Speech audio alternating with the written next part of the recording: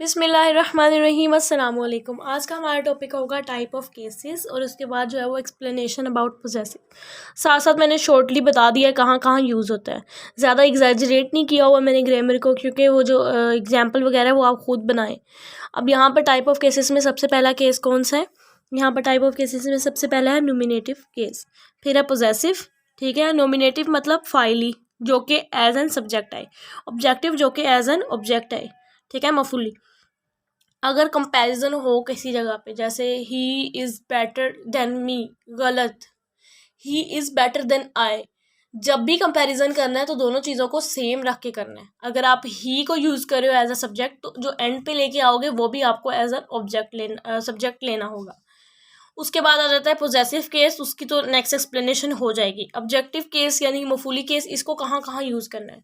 इसको यूज़ करना है अगर कहीं पे बिटवीन लिखा हो, distribute this between you and me, ठीक है, बिटवीन मी एंड देम, इस तरह से। अगर कहीं पे लेट लिखा हो बट या एक्सेप्ट के बाद, ठीक है, जैसे कि पूरा सेंटेंस हो पीछे ही इज़ फाइन बट, या लिखा हो कुछ भी आगे, और उसके बाद अगर हिम की जगह कुछ यानी कि ही या हिम लगाना हो, तो आपने वहाँ पर ऑब्जेक्टिव केस को प्रीफर करना है। यहाँ नीचे मैंने लिखा हुआ है, पीछे पूरी जो है वो एक लाइन हो, उसके बाद एंड पे ओन्ड हो, यानी कि this all going between dash and dash, ठीक है, यू एंड मी, तब भी आपने ऑब्जेक्टिव केस को प्रीफर करना है।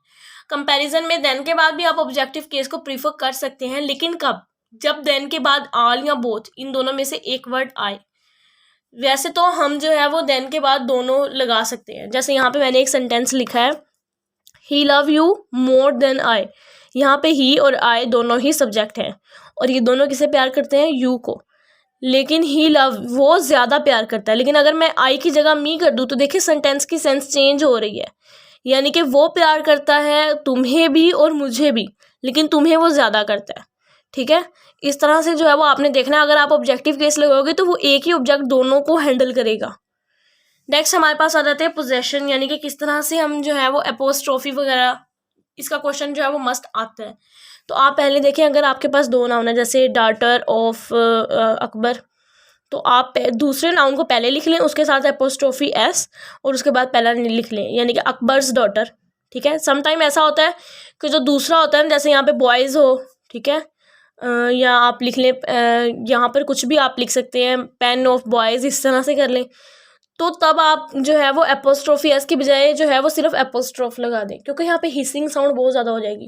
जैसे बॉयज़ कॉलेज, अगर मैं बॉयज़ आगे एपोस्ट्रोफी लगा के एस लगाऊंगी तो बॉयज़ बन जाएगा, ये तो कुछ और ही बन जाएगा स्ट्रेन सा। तो आप सिर्फ बॉयज़ के ऊपर जो है वो एक एपोस्ट्रोफी लगा दें और आगे पहला नाउन ले आए। कोई एपोस्ट्रोफी आपने नॉन लिविंग थिंग के साथ नहीं लगानी, ठीक है। अगर मैं कहूँ कि द चेयर्स लेग, गलत है।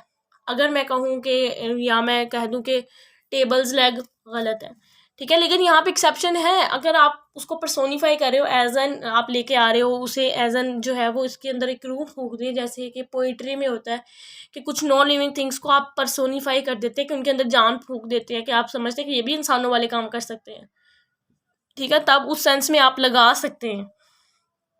और इसके अलावा जो है अगर हम लगाएं कि आ वीक्स हॉलीडे, ये भी ठीक है, और आप पाउंड्स वेट, इसके साथ भी जो है वो आ सकता है। नेक्स्ट आ जाता है जो कॉमन फ्रेजेस हैं जिनके साथ एपोस्ट्रोफी एस यूज़ होता है, at his wits end, at his fingers end, to his heart content, for mercy sake, about, screw, ठीक है। और इनके साथ जो है वो आप एपोस्ट्रोफी एफ, बस इन कोटेशन को एक दफ़ा जो है वो आप देख लें ताकि आपको ये भूलिए ना कि इनके साथ जो है वो एपोस्ट्रोफी एफ एस जो है वो इनके साथ लग सकता है। नेक्स्ट जो है वो कुछ अंडरस्टूड होती हैं पोजेशन।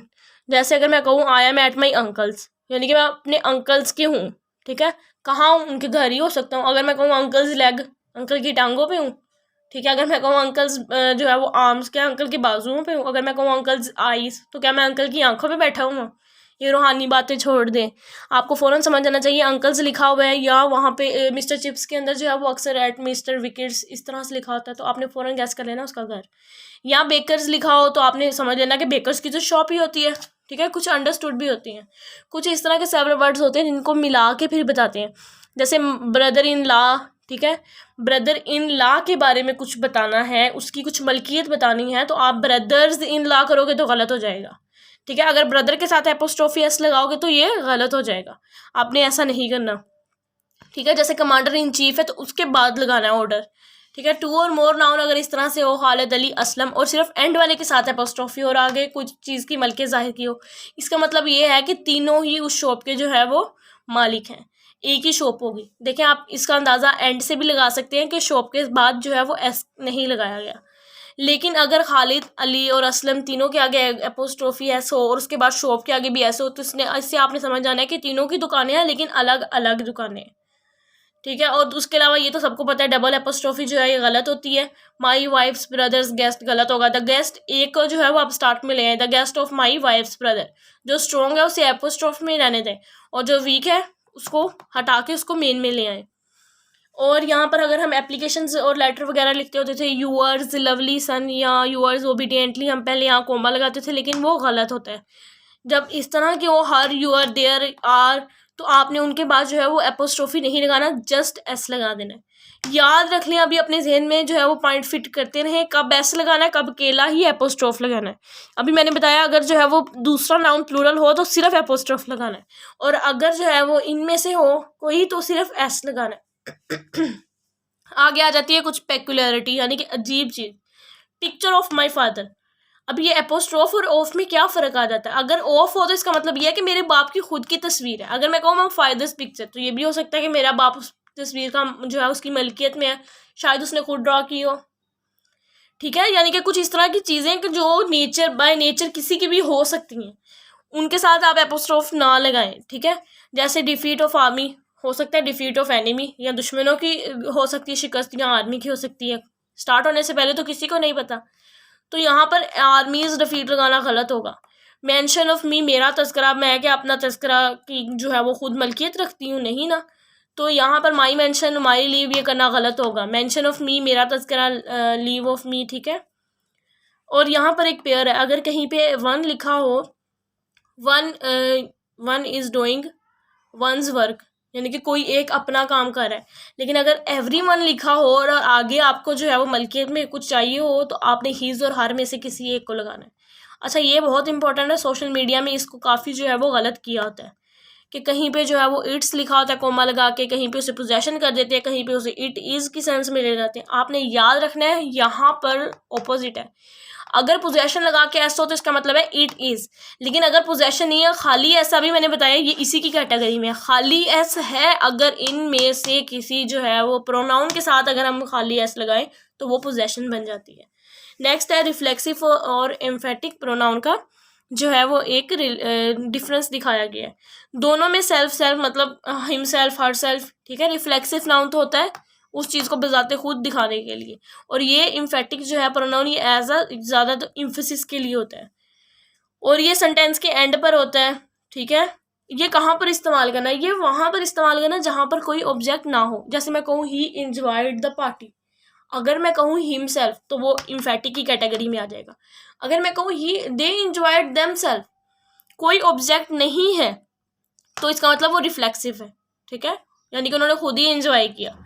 इम्फेटिक कब होते हैं? ये तो यहाँ तो सब्जेक्ट के फौरन बाद, ही हिमसेल्फ जोर देने के लिए उसने बजाते खुद दरवाज़ा खींचा। ठीक है, या तो इसे ऑब्जेक्ट के बाद भी लगा सकते हैं। अब हमें पता है कि अगर ऑब्जेक्ट जो है ना होगा तभी रिफ्लेक्सिव होगा, अगर ऑब्जेक्ट के बाद भी इसे यूज़ किया जा रहा है तो हमने फ़ौरन से समझ जाना है कि ये यहाँ पर इम्फेटिक प्रोनाउन के तौर पर यूज़ हो रहा है। तो उम्मीद है आपको जो है वो समझ आ गई होगी। फिर भी कोई पॉइंट समझ ना आए तो आप मुझसे पूछ सकते हैं। दुआ में याद रखिएगा। अल्लाह हाफिज़।